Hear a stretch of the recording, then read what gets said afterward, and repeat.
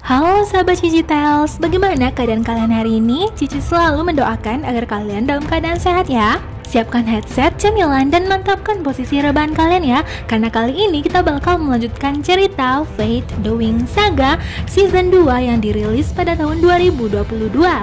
Bagi kalian yang baru menemukan video ini, aku saranin buat nonton dulu alur cerita sebelumnya. Semua linknya ada di kolom komentar dan deskripsi ya.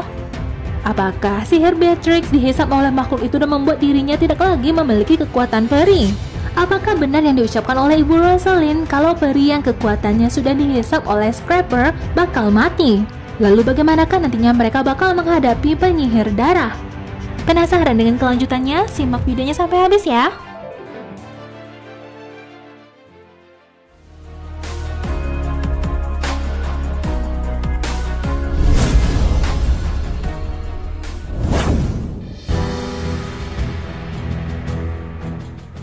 Sebelum ini kita sudah mengetahui kalau Beatrix sudah diserang oleh makhluk-makhluk Scraper, yang mana berarti Beatrix sudah ditawan oleh para penyihir darah. Hal ini tidak bisa diterima begitu saja oleh Andreas, ayah angkatnya Beatrix. Walaupun dia merupakan ayah angkat, sepertinya dia sangat menyayangi Beatrix. Dia juga meminta izin kepada Ibu Rosalind bagaimana caranya untuk menyelamatkan putrinya itu. Tanpa diketahui oleh siapapun, Andreas lalu menangkap seorang peri lainnya untuk dijadikan tumbal demi menyelamatkan Beatrix. Di sekolah Alphea, sekarang berita tentang kehebatan Bloom sebagai peri yang memiliki kekuatan api naga sudah tersebar kemana-mana. Bloom sudah seperti seorang artis karena dibicarakan oleh teman-teman sekolahnya. Ketakutan mereka tentang penyihir darah, yaitu penyihir yang bisa mengendalikan darah dan juga otot tulang, yang mana itu berarti penyihir darah bisa mengendalikan manusia lainnya. Itu menyeramkan, ditambah lagi dengan penyihir darah yang menggunakan makhluk kuno bernama Scraper untuk mencuri sihir dari para peri. Tidak hanya mengandalkan para peri, mereka juga tetap harus melatih para spesialis dalam melindungi para peri untuk melawan para penyihir darah dan makhluk-makhluk Scraper. Mereka harus berlatih bagaimana caranya untuk memanah makhluk yang larinya bisa dengan lincah, yang mungkin sulit untuk mereka tangkap, namun mereka harus menyerangnya dari jarak jauh. Para spesialis yang sedang berlatih tentunya nantinya bakal duet bersama para peri. Namun Musa yang sebagai seorang peri pikiran, dia merasa kalau dirinya tidak memiliki kekuatan sihir yang bisa menyerang, karena dirinya hanya bisa membaca pikiran seseorang, merasakan apa yang dirasakan orang lain, bukanlah ilmu sihir yang bisa digunakan untuk menyerang. Namun Ibu Rosalind tetap ingin Musa menggunakan kekuatannya, yaitu kekuatan dalam pengendalian diri, membentengi diri atau rekan spesialisnya dari serangan para penyihir lainnya.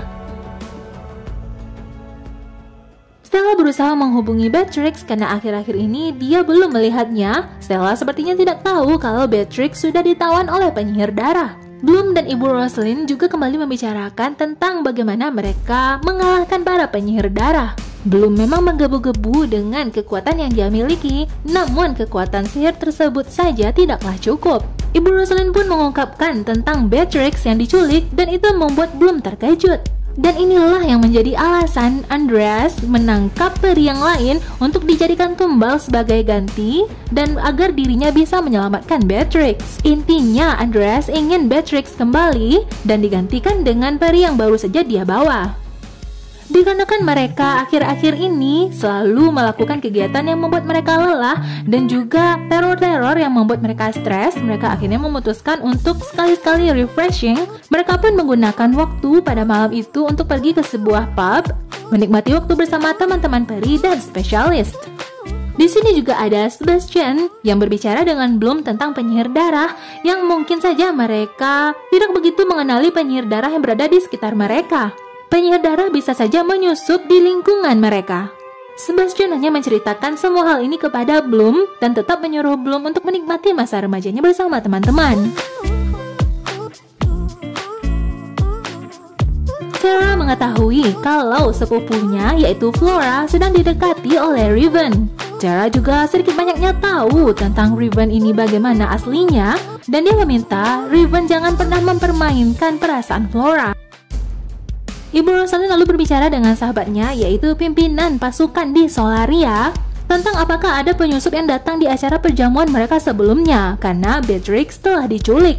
Semua hal yang terjadi hanya ingin dilakukan oleh penyihir darah untuk menakut-nakuti semuanya, agar para peri dan spesialis ketakutan bahwa penyihir darah telah kembali. Di tempat Andreas memberikan tumbal untuk menyelamatkan putrinya, dia bertemu dengan kaki tangan para penyihir darah. Andreas ingin menguak informasi dari kaki tangan tersebut, namun kaki tangan ini, pria botak ini, malah dibuat mati oleh penyihir darah sesungguhnya. Karena mungkin penyihir darah ini tidak ingin rahasianya terbongkar, karena itu mungkin bakal merusak semua rencananya. Bloom dan teman-temannya menikmati waktu pada malam itu, namun berbeda dengan Stella yang tetap di kamar, dia tiba-tiba mendapatkan pesan dari handphonenya Beatrix yang mengatakan kalau dirinya berada di suatu tempat di luar kota, tempat di sebuah bangunan yang sepertinya adalah bangunan terbengkalai. Berita ini pun langsung di-share oleh Stella di grup chat mereka. Namun Bloom dan yang lainnya setelah berdiskusi memutuskan kalau mereka tidak mungkin langsung saja pergi ke sana, bisa saja ini adalah sebuah jebakan. Bloom mengusulkan untuk meminta bantuan kepada Ibu Rosalind, namun yang lainnya tidak setuju. Bloom pun lalu akhirnya membocorkan rahasia kalau sebenarnya Bloom sudah tahu Beatrix itu diculik, yang mana info itu berasal dari Ibu Rosalind, yang mana itu juga berarti bukanlah Ibu Rosalind pelakunya. Berita juga sudah sampai kepada para spesialis, yang mana mereka nantinya bakal pergi keluar kota untuk menjemput Beatrix. Mereka sebenarnya belum siap untuk menghadapi Scrapper dan para penyihir darah, namun apa boleh buat, jika peri-peri juga pergi, takutnya nanti mereka juga bakal diserang oleh para Scrapper dan malah mencuri kekuatan sihir mereka. Mereka juga karena saking paniknya, mereka tidak melihat Aisyah di sekitar dan malah mengira Aisyah juga menghilang, padahal Aisyah lagi pergi pacaran bersama Grey.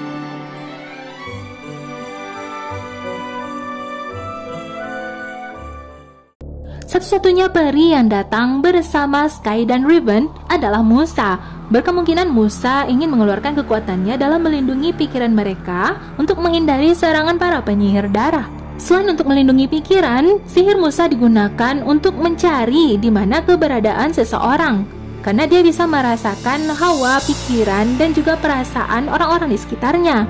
Mereka ini berada di asrama dalam keadaan gelisah, ditambah lagi Stella yang tidak bisa berbuat apa-apa karena sihirnya tidak bisa digunakan, karena Stella berada dalam masa hukuman dan dia juga mengenakan kristal. Musa bisa merasakan kalau memang Beatrix berada di sini. Akhirnya mereka berhasil menemukan Beatrix, lalu tiba-tiba mereka malah bertemu dengan Andreas. Mereka kaget mengapa Andreas berada di sini, dan ternyata dengan menggunakan sihirnya, Musa bisa mendeteksi kalau itu bukanlah Andreas yang asli. Mereka berusaha kabur, namun mereka diserang oleh para Scrapper, dan salah satunya mengejar Musa dan mencuri sihirnya. Memang Musa tidak digigit dalam waktu yang lama, namun apakah gigitan itu bakal menghisap sihirnya seluruhnya? Yang dilihat Musa tadi adalah benar-benar tubuh Andreas, namun dia disusupi oleh hawa yang lain. Bloom dan teman-teman menenangkan Musa, sementara bantuan dari Silva dan yang lainnya bakal segera datang. Riven membawa Beatrix dan menyelamatkannya lalu diserahkan kepada Dane, sedangkan Sky sekarang sedang melawan Andreas. Bloom pun mulai mencurigai sebenarnya siapa yang sekarang sedang mengendalikan Andreas, yaitu berkemungkinan adalah orang yang benar-benar membenci Andreas dan Rosalind. Kecurigaan Bloom akhirnya benar adanya, itu tertuju kepada Sebastian. Ternyata Sebastianlah penyihir darah yang selama ini sudah mengumpulkan Scrapper dan mencuri sihir dari para peri, dan sihir-sihir yang dicuri itu juga sudah dia transferkan ke dirinya. Sekarang Sebastian memiliki banyak ilmu sihir, mulai dari cahaya, air, juga pikiran, juga sihir listrik miliknya Beatrix.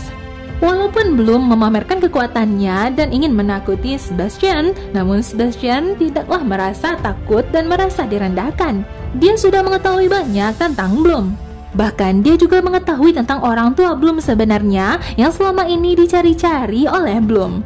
Bahkan dia juga mengetahui tentang identitas orang tua Bloom, juga cerita Bloom di masa lalu.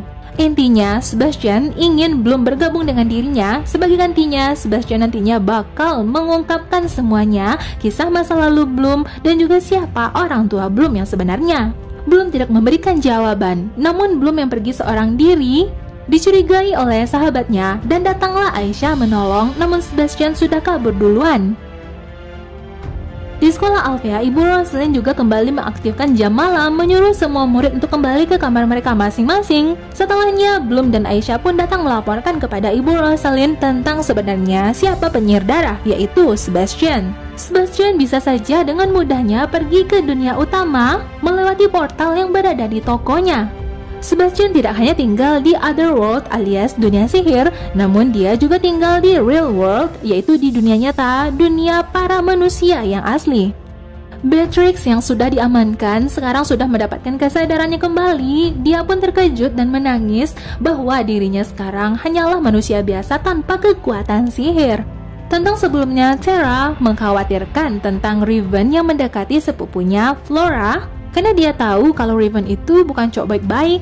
Karena Riven bisa suka ke sini, ke sana, Tara takut kalau Flora menjadi korban.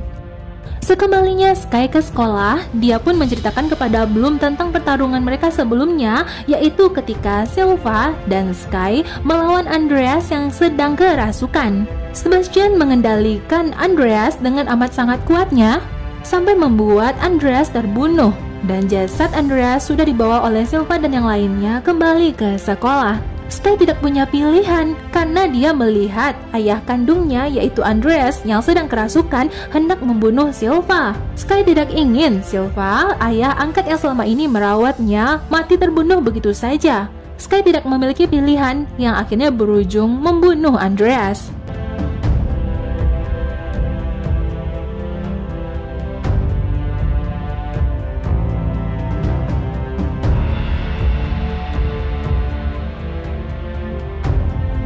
Terakhir, mereka malah dikagetkan dengan kedatangan Musa yang dibawa oleh Riven dalam keadaan pingsan dan berdarah-darah.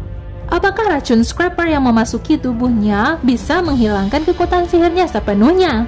Lalu bagaimanakah Bloom dan teman-teman dan juga Ibu Roslyn serta para peri di sekolah Alfea menghadapi para penyihir darah, terutama pemimpin mereka yaitu Sebastian yang sebelumnya mereka anggap sebagai teman ternyata adalah lawan? Kita bakal menemukan jawabannya di episode selanjutnya. Untuk saat ini, inilah akhir dari video kita kali ini. Jika kalian suka dengan video dan channel ini, jangan lupa like, comment, share, dan subscribe-nya ya. Jangan lupa aktifkan loncengnya, karena Cici gak sabar lagi buat bertemu dengan kalian di video alur cerita selanjutnya. Bye-bye!